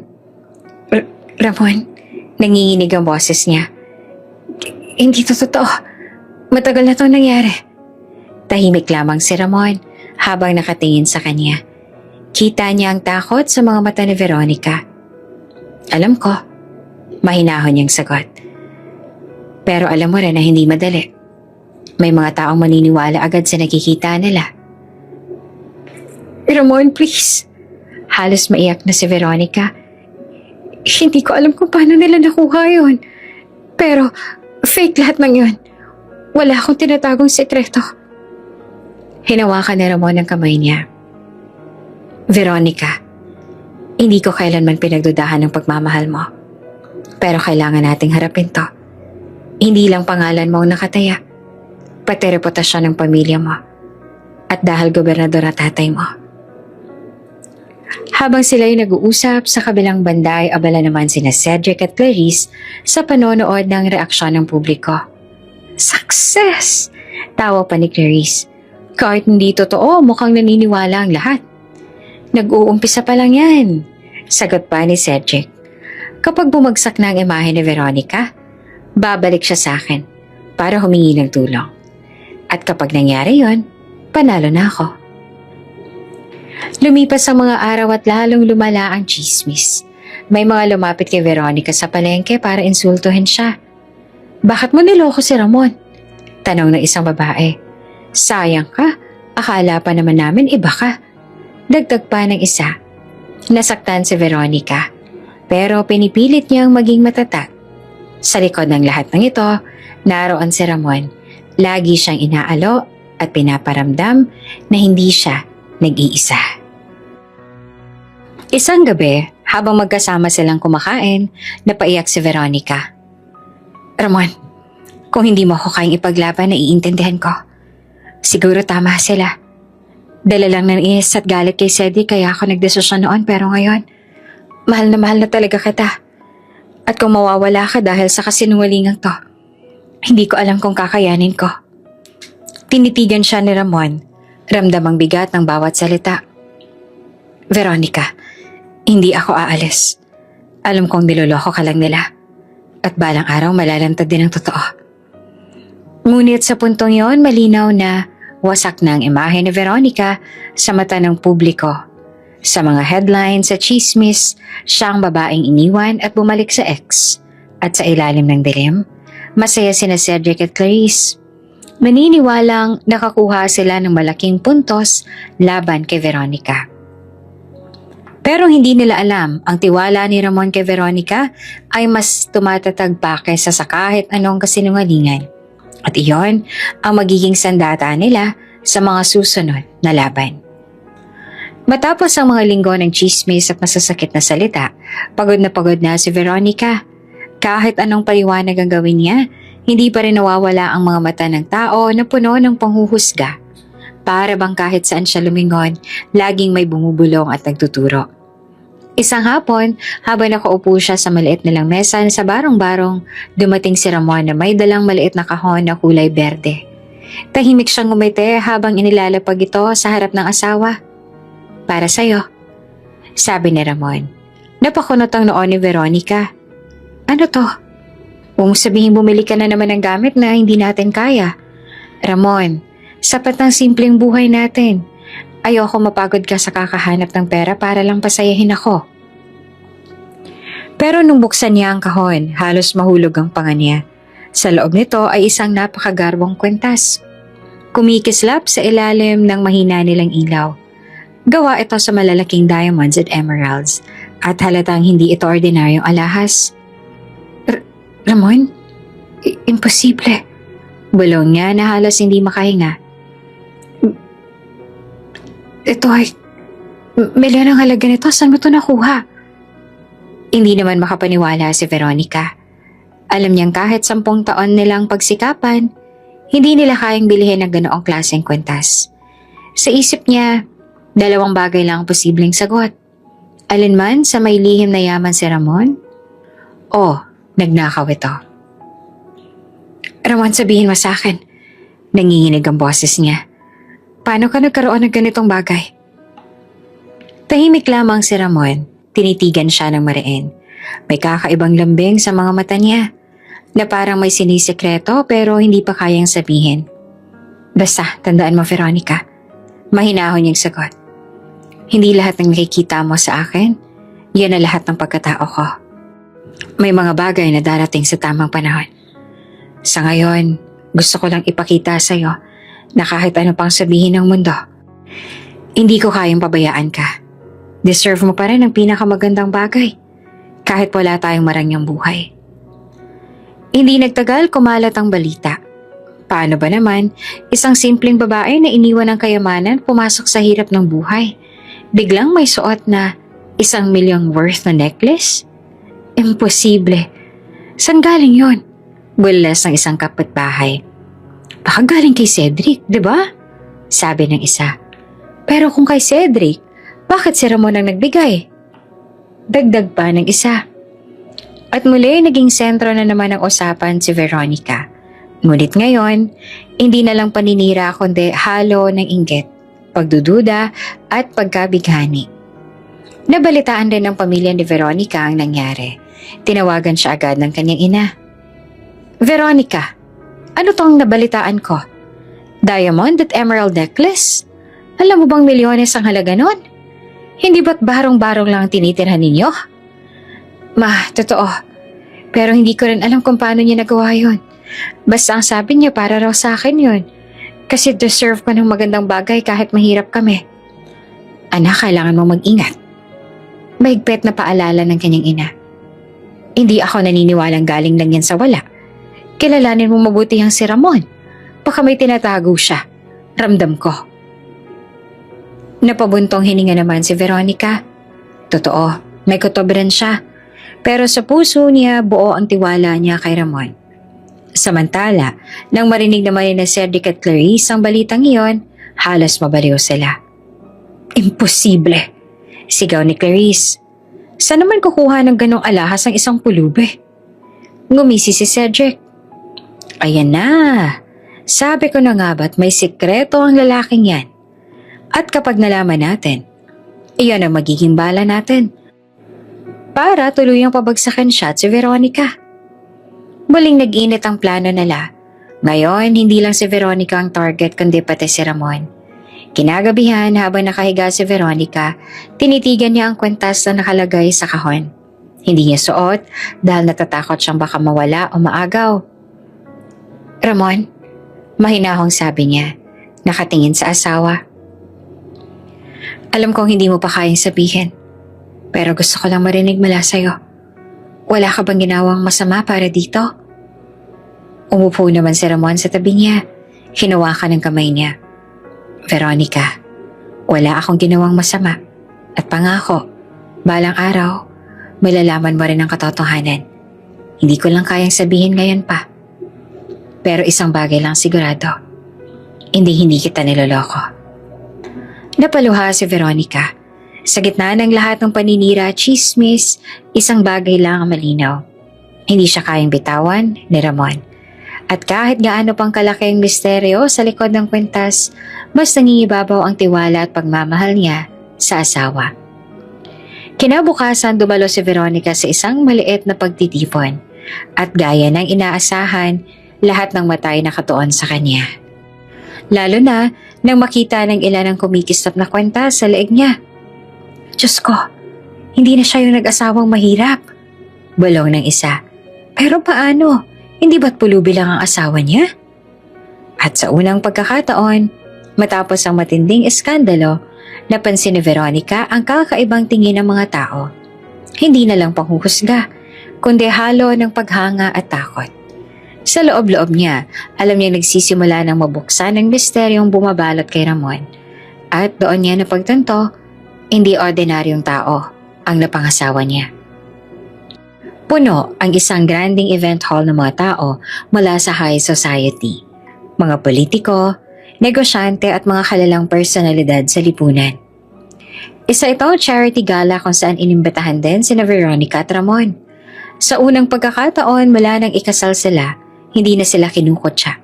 Bagkos, lahat ay nag-aabang. Lalo na matapos kumalat ang balita tungkol sa mamahaling kwentas na nabigay na Ramon kay Veronica. Pagpasok pa lang nila napatigil ang lahat. Suot ni Veronica ang 1 milyong worth na diamond and emerald necklace. Kumisap ito sa ilalim ng mga chandelier at parang tinutulungan ng babae na lumiwanag palalo. Hindi lang ang alahas ang nakatawag ng pansin, kundi pati ang kumpiyansa at ganda na nakaukit sa bawat ngiti niya. Siya ba yung babaeng iniwan ni Cedric noon? Bulungan ng ilan. Grabe, mas lalo pa siyang gumanda, no? At parang mas malakas ang dating niya ngayon. Ngunit higit na ikinabigla ng lahat nang tumayo si Ramon sa entablado. Humawak sa mikropono at magkahawak kamay sila ni Veronica. Halatang puno ng tiwala at pagmamahalan. Ngayong gabi, panimula ni Ramon, nais kong ipakilala ang babaeng nagbigay ng bagong kulay sa buhay ko. Si Veronica. Hindi lang siya ang babaeng mahal ko, kundi siya rin ang nagpatunay sa akin na ang totoong pag-ibig ay hindi nasusukat sa yaman. Humarap siya sa lahat tsaka ngumiti. At sa mga nagtatanong kung paano ko naibigay ang kwentas na to, tumigil siya sandali at unti-unting lumalim ang kanyang boses. Panahon na para sabihin ang totoo. Nagulat ang lahat nang marinig ang sumunod na sinabi ni Ramon. Ako, si Ramon De Silva, ang nag-iisang tagapagmana ng De Silva Group of Companies. Parang sabay-sabay na bumagsak ang panga ng mga tao. Nag-ingay ang bulungan, may napatakip ng bibig at may napailing sa gulat. Ang dating pulubi ay isa palang bilyonaryo na naglayas noon para hanapin ang totoong pagmamahal. At natagpuan ito kay Veronica. Nang bumaba si Ramon mula sa entablado, agad siyang sinalubong ng yakap ni Veronica. Mahigpit, puno ng emosyon, at may halong luha sa kanyang mga mata. Ramon, bulong niya, hindi ko alam. Lahat ng oras na yun na pinagtatawanan tayo ng tao, tiniis mo kasama ako. Hinaplos ni Ramon ang buhok ni Veronica, tsaka siya tumingin ng diretso sa mga mata nito. Veronica, lahat ng ginawa ko para maprotektahan ka. Lahat ng galaw mo, gusto kong iligtas ka. Kaya yung mga taong palagi mong napapansin na sumusunod sa'yo, sila ang mga tao ko. Inutusan ko sila na bantayan ka. Hindi ko hahayaang mapahamak ka lalo na nung nagbabanta si Cedric. Napalunok si Veronica at tuluyan ang napaiyak. Na-realize niya na mula't mula, si Ramon ay hindi lang bastang nagmamahal, kundi nagmamahal ng may paninindigan at proteksyon. Salamat, Ramon, bulong niya habang nakayakap. Akala ko may ginagawa kang ikagagalit ko, pero yung pala pinaprotektahan mo lang ako. Kaya ngayon alam ko na, ikaw ang totoo kong tahanan. Sa paligid nila tila naglaho ang lahat ng tao. Ang bulungan at mga titig ay wala na ring halaga. Ang natira ay ang katotohanan ang pag-ibig nilang dalawa ang siyang tunay na tagumpay. At sa harap ng lahat, muling naglakad si Ramon at Veronica papunta sa gitna. Hindi na bilang pulubi at babaeng iniwan, kundi bilang mag-asawang handang harapin ang mundo na magkasama. Matatag at mahal na mahal ang isa't isa. Kinabukasan matapos ang engranding gala, halos hindi naman makapaniwala si Veronica sa bilis ng pagbabago ng mga tao sa paligid niya. Parang isang iglap lang mula sa pagiging tampulan ng tukso at pangungutya, ngayon ay sentro na siya ng paghanga at pagsipsip. Habang naglalakad siya sa isang sikat na mall upang bumili ng ilang gamit, napansin niya ang bigla siyang binabati ng mga tao, dati na tumatawa lamang sa kanya. "Good morning po, Ma'am Veronica," bati ng sales lady, sabay alok ng pinakamahal na produkto. "Ang ganda-ganda niyo kagabi, ma'am. Bagay na bagay sa inyo yung kwentas." Dagdag pa ng isa. Napatigil si Veronica at bahagyang ngumiti. Ngunit hindi na siya gaya ng dati. Hindi na siya agad natuwa sa mga papuri. Ilang araw lang ang lumipas, nagsimula nang mag-imbita ang iba't ibang organisasyon at tao na minsan siyang kinutya. May dumating na imbitasyon para sa isang charity event mula sa pamilyang dati lantaran siyang nilalait. "Mrs. De Silva," nakalagay sa sobre. "Kami po ay taos-pusong nag-aanyaya sa inyo upang maging special guest sa aming event." Hindi naman napigilan ni Veronica ang mapangiti. Naaalala niya kung paano siyang tinatawanan ng parehong pamilya nung kasal niya kay Ramon. Ngayon, sila mismo ang nagmamakaawang makasama siya. Maging sa social media, bumuhos ang mga papuri. Couple goals sila ni Ramon. True love exists pala. Grabe, idol si Veronica. Hindi siya bumitaw kahit mahirap. Ngunit kasabay ng mga puri, ramdam ni Veronica na peke ang karamihan dito. Nakikita niya sa mga mata ng mga tao ang pagnanais na makisama dahil sa yaman at kapangyarihan ni Ramon. Isang araw, bigla siyang sinorpresa ng mga kaibigang dati lumayo sa kanya. Dumating ang mga ito sa kanilang bahay. May dalang mamahaling wine at prutas. "Veronica, we're sorry," sabi ng isa. "We should have been there for you nung iniwan ka ni Cedric. Pero please, sana bigyan mo kami ng second chance." Tahimik lang si Veronica, nakatingin sa kanila. Naaalala niya ang araw na halos wala siyang matakbuhan. Mga panahong sila mismo ang nanguna sa pangungutya. Ngumiti siya, ngunit malamig. "Salamat sa pagpunta, pero sana maintindihan niyo. Hindi ko na masusukat ang pagkakaibigan base sa mga salita lamang. Ang tunay na kaibigan, hindi lumalayo sa oras ng kahirapan." Natahimik ang grupo. Dati si Veronica ang tipo ng babaeng agad nagpapatawad at natutuwa sa atensyon. Pero ngayon, iba na siya. Mas matatag, mas maingat. "Napapansin ko," ani Ramon habang sabay silang naghahapunan, "na parang hindi ka nagagaya ng dati. Tuwang-tuwa ka pa kapag pinupuri ka ng tao. Ngayon parang wala lang sa'yo." Tumigil si Veronica sa pagkain at tumingin sa asawa. "Alam mo kung bakit? Kasi noon, buong buhay ko parang inikot ko ang tingin ko sa sasabihin ng iba. Kapag pinupuri nila ako, masaya ako. Kapag kinukutya nila ako, turog ako. Pero ngayon na-realize ko, hindi pala doon nakabase ang halaga ko." Ngumiti si Ramon, hinawakan ang kanyang kamay. "At doon ako lalo pang humahanga sa'yo kasi hindi ka na nagpapadala sa ilusyon ng lipunan. Totoo, Veronica, mas malakas ka kesa sa akala mo." Sa susunod na public event kung saan siya inimbitahan bilang guest of honor, lahat ng tao nakangiti at nakatingin sa kanya na parang siya ang bituin ng gabi. Pero sa halip na magyabang o magpakitang gilas, nananatili siyang simple at tapat. Sa kanyang talumpate, sinabi niya, "Alam ko maraming nagbago sa pagtingin niyo sa akin. Noon pinagtatawanan niyo ako dahil pinili kong magmahal ng isang tao na inakala niyo'y walang-wala. Ngayon, narito kayo't pumapalakpak dahil nalaman niyan siya pala'y isang De Silva. Pero para sa akin, hindi nagbago ang dahilan kung bakit ko siya pinili. Pinili ko siya dahil mahal ko siya, hindi dahil sa kayamanan niya. Kaya sana, matutunan nating huwag husgahan ng tao base sa nakikita lang natin. Tumahimik ang buong bulwagan. Ang ilan ay nahiya, ang iba naman ay napalakpak ng todo mula sa puso. Pagkatapos ng talumpati, sunod-sunod ang mga lumapit kay Veronica. Mrs. De Silva, baka pwede kayong maging ninang ng anak ko. Ma'am, baka gusto niyo pong maging sponsor sa event namin. Pwede po ba kayo makipag-partner sa negosyo namin? Parang isang ilog ng mga taong biglang naging malapit sa kanya. Dati, na hindi siya makausap ng mga ito. Ngumiti si Veronica ngunit maingat siyang sumagot. Salamat po pero pag-iisipan ko muna. Hindi ko kayang gumawa ng desisyon base lang sa kagustuhan ng iba. Sa isip niya ay malinaw. Hindi na siya padadala sa pagsisipsip o sa mga peking ngiti.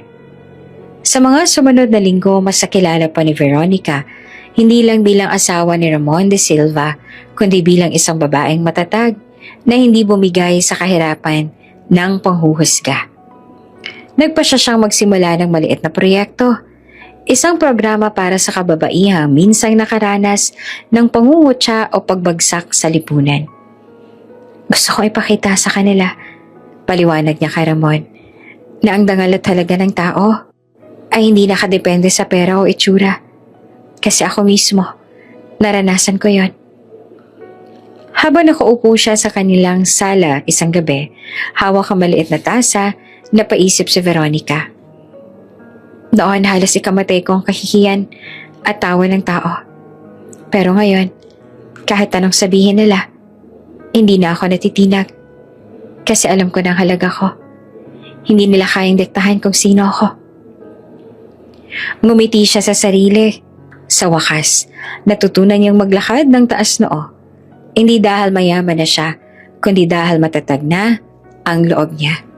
At sa gabing iyon, ramdam niyang tunay na nagsimula na ang kaniyang pag-angat. Matapos ang lahat ng iskandalong pinakawalan ni Cedric at Clarice, dumating din ang araw ng kanilang pagbagsak. Hindi na nagpatumpik-tumpik si Ramon. Sa tulong ng mga abogadong De Silva at ilang testigo, isinampa nila ang kaso laban sa magkasabwat. Sa korte, lantaran ng mga ebidensya, peking kontrata, double transactions, pati ghost employees na ginagamit para makapagnakaw ng milyon-milyong piso mula sa kumpanyang hawak ni Cedric. Your Honor, wika ng abogado ni Ramon. Narito po ang kompletong tala ng kanilang pandaraya.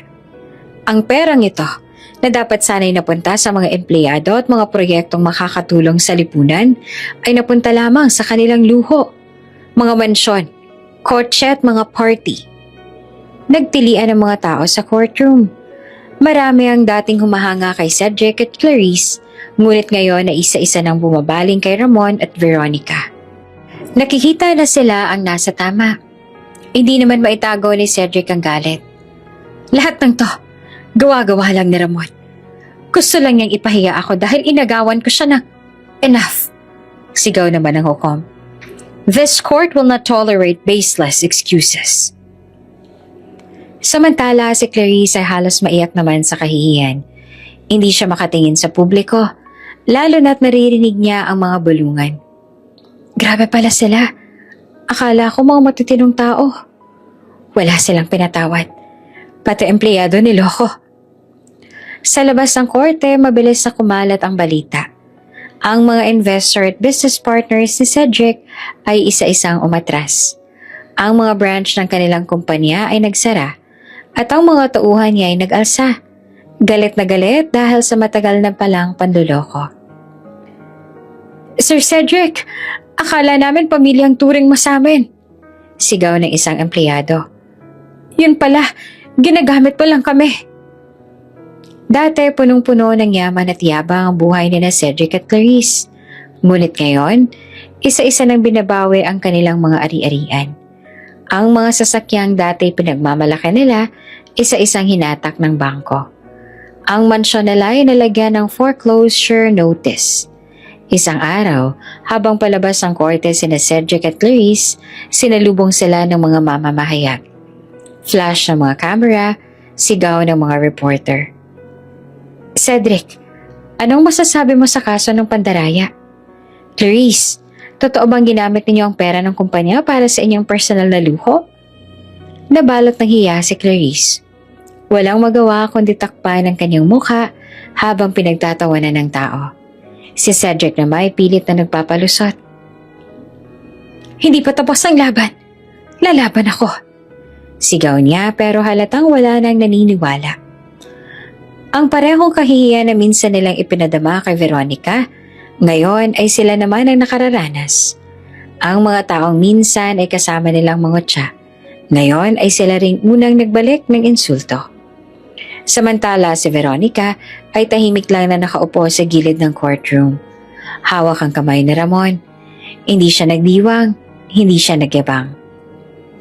Hindi ko akalaing darating din ang araw na to.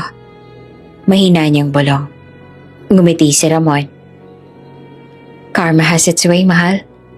Ang masama, laging may hangganan. Naalala pa ni Veronica ang lahat ng sakit na pinagdaanan niya. Ang mga gabing halos hindi siya makatulog dahil sa kahihiyan. Ang mga bulong-bulungan na halos ikamatay ng kanyang tiwala sa sarili. At ngayon, heto na sila. Ang dalawang taong halos gumuho ang buhay niya. Ngayon ay nagmamakaawa para sa kanilang dangal. Isang hapon, hindi naman inaasahan ni Veronica na lalapit si Clarice sa kanya. Suot ang simpleng damit at walang wake-up. Malayo sa dating marangya at glamorosang itsura. Veronica, mahina ang boses nito na halos pabulong.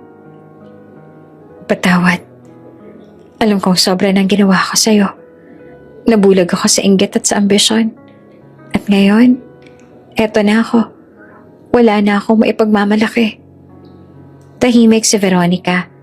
Ramdam niya ang bigat ng boses ni Clarice. Pero hindi niya makakalimutan ang mga panahong pinagtawanan siya nito sa harap ng lahat.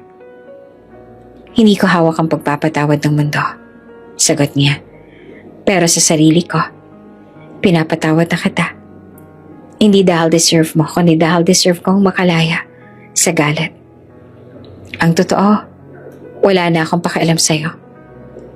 Ang mahalaga, natuto ako. Napaiyak naman si Clarice. Hindi dahil sa awa ni Veronica, kundi dahil alam niyang wala na siyang kakapitan.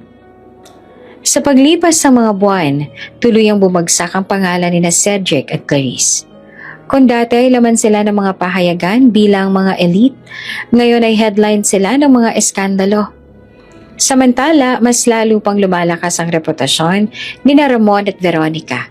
Hindi dahil sa kayamanan, kundi dahil sa pinapakitang katatagan sa gitna ng lahat ng pagsubok. Sa isang interview, tinanong si Veronica, Ma'am, ano ang pakiramdam na ngayon ay nasa iyo na ang lahat ng respeto at paghanga ng tao? Ngumiti lang siya. Hindi ko sinusukat ang sarili ko sa tingin ng iba. Ang mahalaga, alam ko ang halaga ko. At alam kong hindi ko kailanman tinalikuran ang sarili kong dangal. At doon natapos ang laban na minsan ay halos ikinasira niya. Ngayon, siya at si Ramon ay mas matatag. Samantalang sina Cedric at Clarice naman ay naiwang abo ng kanilang sariling kasakiman. Matapos ang sunod-sunod na eskandalo at pagbagsak ng mga kalaban, unti-unti nang gumaan ang pakiramdam ni Veronica. Ngunit may isang bagay pa rin nagpapabigat sa kanyang dibdib. Ang malamig na ugnayan niya sa sariling ama, ang gobernador. Mula pa noong ipinilit niyang pakasalan si Ramon, halos tuluyang pinutol ng kanyang ama ang komunikasyon sa kanya. Para sa gobernador, isang malaking kahihiyan ang naging desisyon ni Veronica. Anak ng gobernador? Pakakasal sa isang pulube? Iyon ang headline na minsan ay kinubli nila bilang pamilya. Kahit na ngayon ay nabunyag na ang tunay na pagkatao ni Ramon bilang tagapagmana ng De Silva Group. Ramdam pa rin ni Veronica ang distansya. Para bang hindi lang kahihiyan sa politika ang ininda ng ama niya, kundi ang mismong katotohanan hindi siya nakinig at lumaban sa kanya. Isang hapon matapos ang isang charity event na dinaluhan ni Ramon at Veronica, may lumapit na pamilyar na sasakyan. Nasa gilid ng kalsada. Bumaba ang gobernador, suot ang kanyang simpleng barong. Walang kasamang bodyguards o alalay. Isang bagay na halos hindi mangyari noon. Veronica? Mahinang tawag nito. Napatigil si Veronica. Sa loob ng ilang segundo para siyang bata ulit na naghahanap ng kalinga ng ama.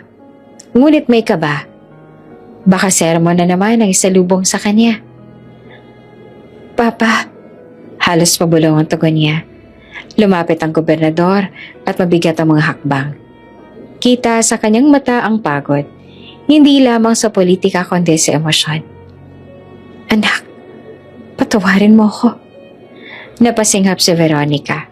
Hindi niya inaasahan iyon. Alam kong nasaktan kita, Veronica. Pagpapatuloy pa ng gobernador.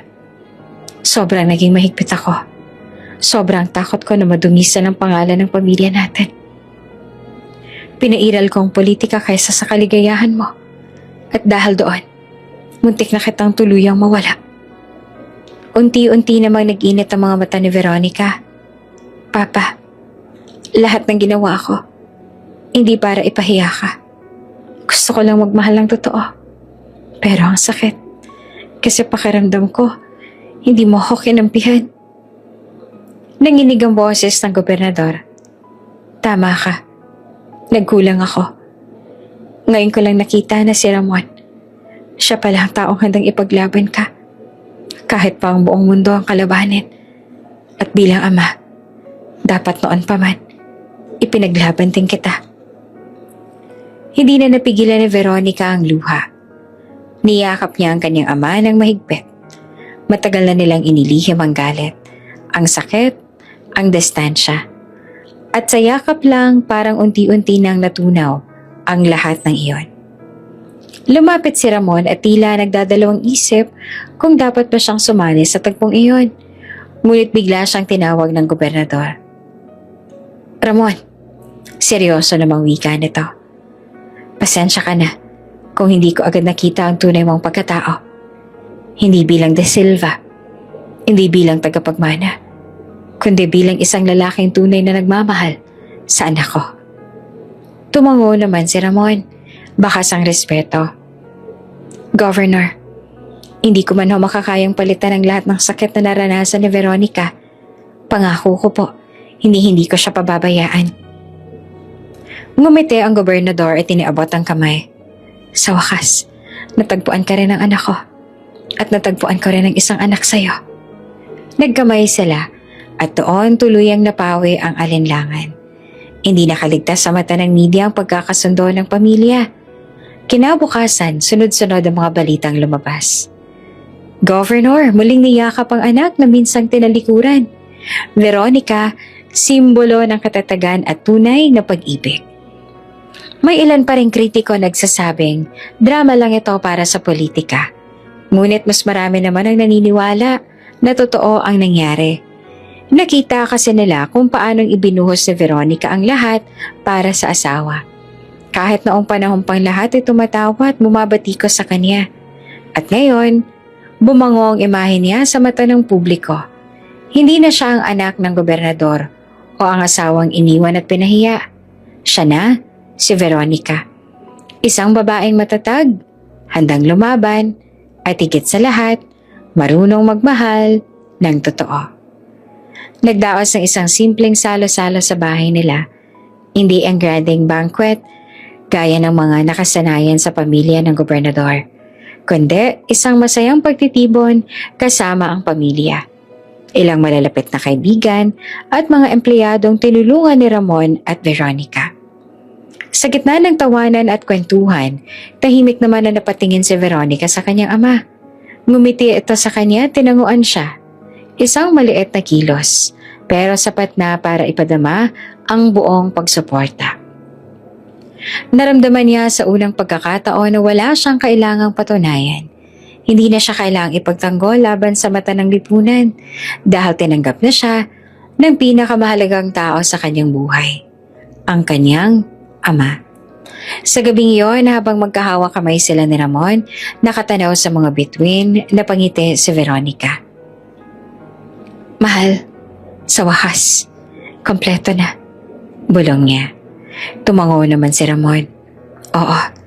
At simula ngayon, wala na makakahiwalay sa atin. Kahit anong pagsubok. Kahit anong politika. Kahit anong chismis. At sa kanilang mga puso, nagsimula ang isang panibagong kabanata.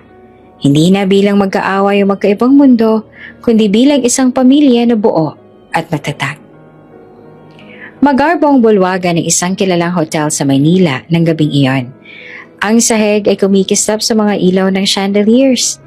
At ang mga bisita, mga negosyante, politiko at kilalang personalidad ay nagtipon para sa isang charity ball. Ngunit sa gitna ng engranding okasyon, iisang babae ang naging sentro ng lahat ng mata, si Veronica. Nakasuot siya ng eleganteng gown na kulay ginto, perpekto sa kanyang tindig at ganda. Ngunit higit pa sa kanyang damit, ang kumukuha ng pansin ng lahat ay ang necklace na nakalagay sa kanyang leeg. Ang 1 milyong diamond at emerald necklace na ibinigay ni Ramon. Ang bawat hakbang niya ay sinasabayan ng bulungan ng mga tao. Hindi na panlalait gaya ng dati, kundi paghanga. Siya ba talaga yung tinawag nilang pulubi ang asawa? Bulong ng isa. Hindi lang pala ganda ang meron siya. Ang tapang at ang tibay din niya. Sagot pa ng isa. Ngumiti naman si Veronica.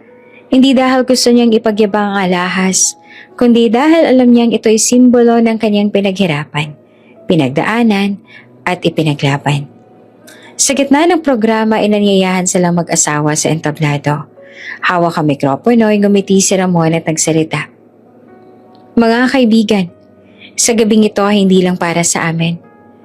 Ang kwento naming mag-asawa ay isang patunay na hindi yaman, kapangyarihan o posisyon ang tunay na sukatan ng halaga ng tao. Ang tunay na sukatan ay ang pagmamahal, respeto at malasakit sa isa't isa. Hinawakan niya ang kamay ni Veronica at siya naman ang nagpatuloy.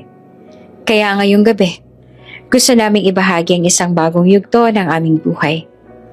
Magsisimula kami ng isang foundation, ang Veronica Ramon Foundation, na tutulong sa mga mahihirap, lalo na sa mga batang walang tirahan at pamilyang nawala ng pag-asa. Nagpalakpakan ng buong bulwagan. Ang mga dating humusga at tumawa, ngayon ay nakatayo, pumapalakpak at humahanga. Mula sa gilid ng entablado, nakita ni Veronica ang ilang pamilyar na mukha. Mga dating nanlait at nakiayon sa eskandalong ginawa ni na Cedric at Clarice. Ngayon, sila mismo ang nakatayo, nakangiti at nagpapalakpak. Hindi niya iyon ikinatuwa dahil sa pagbabalik ng kanilang respeto, kundi dahil napatunayan niya sa sarili na wala na siyang dapat patunayan kanino man. Ang mahalaga, pinili niya ang tamang landas at tunay na pagmamahal. Habang patuloy ang palakpakan, napaluha naman si Veronica. Hindi luha ng kahihiyan, kundi luha ng tagumpay at kagalakan. Matapos ang engranding ball, magkahawa kamay na umalis sina Ramon at Veronica. Ngunit sa pagkakataong iyon, hindi sila umuwi sa maliit na barong-barong na naging pansamantalang nilang tahanan, kundi sa totoong mansyon ni Ramon, ang tahanan ng pamilya De Silva. Pagpasok nila ay sinalubong sila ng malawak na sala, mga chandeliers at mga antigong kagamitan na minana pa ng pamilya ni Ramon. Ngunit para kay Veronica, higit sa lahat, ramdam niya ang init ng tahanang iyon. Hindi dahil sa ganda o karangyaan, kundi dahil kasama niya si Ramon. Kinabukasan nagising sila sa malalambot na unan at maaliwalas sa silid.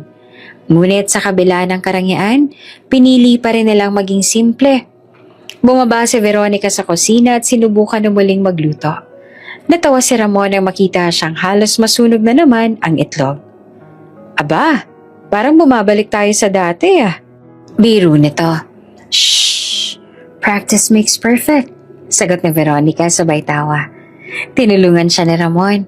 At sa huli, kahit medyo sunog pa rin ang niluto nila, sabay nila iyong kinain ng masaya. Doon nila napagtanto na hindi mahalaga kung mansyon o barong-barong ang tirahan nila. Ang mahalaga ay magkasama sila, nagtatawanan at nagmamahalan. Habang magkatabi silang nakaupo sa hardin ng mansyon, nagbukas ng usapan si Veronica. Alam mo mahal, minsan naisip ko, paano kung hindi kita nakilala noon sa palengke? Ngumiti naman si Ramon. Siguro ay magiging miserable ka sa piling ni Cedric. Natawa si Veronica, tinapik siya. Loko ka talaga. Pero totoo, parang tadhana talagang naglapit sa atin. Noon akala ko ginagamit na kita para ipakita sa lahat ng kaya kong magdesisyon para sa sarili ko. Pero hindi ko inakala na matututunan kong mahalin ka ng ganito. Hinawakan ni Ramon ang kanyang pisngi. At akala ko, hindi na ako makakahanap ng taong mamahalin ako bilang ako. At hindi lang dahil sa pera o pangalan. Pero dumating ka. Nagkatitigan sila. At doon sa ilalim ng buwan at mga bituin, tuloy ang pinagtibay ang kanilang pagmamahalan. Makalipas ang ilang buwan, naging aktibo na ang kanilang foundation. Maraming bata ang natulungan. Maraming pamilyang nakahanap muli ng pag-asa. Hindi lamang necklace o pera o yaman ang iniwan nila sa mundo, kundi isang pamana ng kabutihan at malasakit. At sa bawat event, sa bawat pagtulong, si Veronica suot pa rin ang kaniyang $1 million necklace. Hindi para ipagyabang, kundi bilang paalala ng lahat ng hirap na kanilang pinagdaanan, mula sa kahihiyan hanggang sa tagumpay. Minsang pinagtawanan, ngayon ay pinapalakpakan. Minsang tinawag na hangal, ngayon ay tinitingala. At higit sa lahat, minsang tinawag na pulubi ang kanyang asawa, ngayon ay pinagmamalaki niya itong pinakamayamang kayamanan ng kaniyang puso. Bago ka pa lang sa channel neto, ibang kwento ni Ate Jane, istorya mo, ikwento ko. Huwag kalimutang pindutin ang notification bell at subscribe button.